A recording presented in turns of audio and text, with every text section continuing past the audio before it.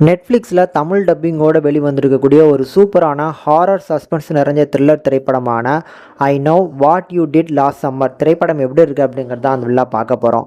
And இந்த திரைப்படத்தை பொறுத்தளவுக்கு ஒரு செட் ஆஃப் குரூப் ஃப்ரெண்ட்ஸ் எல்லாருமே சேர்ந்து பார்ட்டியை என்ஜாய் பண்ணி முடிச்சுட்டு வீட்டுக்கு திரும்புகிற வழியில் வந்து பார்த்தீங்கன்னா ஒரு வளைவு நெளிஞ்ச ஒரு ரோடு இருக்குது. ஸோ அந்த ரோட்டுக்கு நடுவில் நின்று வந்து பார்த்தீங்கன்னா விளாண்டுக்கிட்டு இருக்காங்க. பர்டிகுலராக ஒரு நபர் வந்து பார்த்தீங்கன்னா கார் போகக்கூடிய இடத்துல நின்று விளாண்டுட்டு இருக்காரு.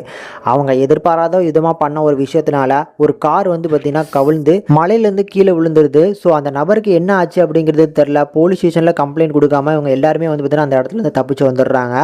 ஒரு வருஷத்துக்கு அப்புறம் வந்து பார்த்தீங்கன்னா ஒரு கார்டு வருது.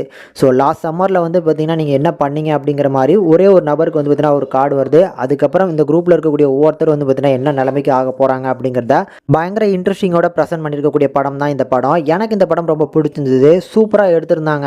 ஸோ படத்தோட ஒரு 25 நிமிஷத்துக்கு வந்து பார்த்தீங்கன்னா ஒன்றுமே இல்லாமல் தான் போகும். என்ன கதை எதை நோக்கி போகுதுன்னே தெரியாது. கரெக்டாக இந்த கார்டு வந்ததுக்கு அப்புறமே தெரிஞ்சு போச்சு. ஸோ அப்போ இதுக்கப்புறம் வந்து பார்த்தீங்கன்னா இந்த குரூப்பில் இருக்கக்கூடிய ஒவ்வொருத்தரையும் யாரையோ ஒருத்தன் பழி வாங்க போகிறான். அது யார் அப்படிங்கிறது தான் படத்தோட கிளைமேக்ஸில் ட்விஸ்ட்டோட காமிச்சிருப்பாங்க. எனக்கு நல்லா ஒரு காட்சிங்க அந்த ட்விஸ்ட்டுமே. முக்கியமாக இந்த படத்தோட பாசிட்டிவ் பாயிண்ட்ஸ் அப்படிங்கிறது ஒவ்வொருத்தரையுமே வந்து ப்ரூட்டலாக வந்து பார்த்தீங்கன்னா கொலை பண்ணக்கூடிய போர்ஷன்ஸ் தான். ஒவ்வொன்றுமே பயங்கர வைலண்ட்டாக எடுத்து வச்சிருப்பாங்க. நல்லா இருந்துச்சு. ஸோ அந்த சீனோட மேக்கிங்கும் சரி, நடிச்சிருக்கக்கூடிய நடிகர்களோட பெர்ஃபார்மன்ஸுமே சரி சூப்பராகவே பண்ணியிருந்தாங்க. மொத்தத்தில் வந்து பார்த்தீங்கன்னா ஒரு ப்ரிடிக்ட் பண்ணுற மாதிரியான கதையாக இருந்தாலும் ஸோ அந்த ஒவ்வொருத்தருமே ப்ரூட்டலாக அந்த மர்டர் பண்ணக்கூடிய போர்ஷன்ஸ் நல்லாயிருக்கும். அது கண்டிப்பாக நிறைய பேருக்கு வந்து பார்த்தீங்கன்னா பிடிக்கிறதுக்கு வாய்ப்பு இருக்குது. தாராளமாக அந்த படத்தை ட்ரை பண்ணலாம்.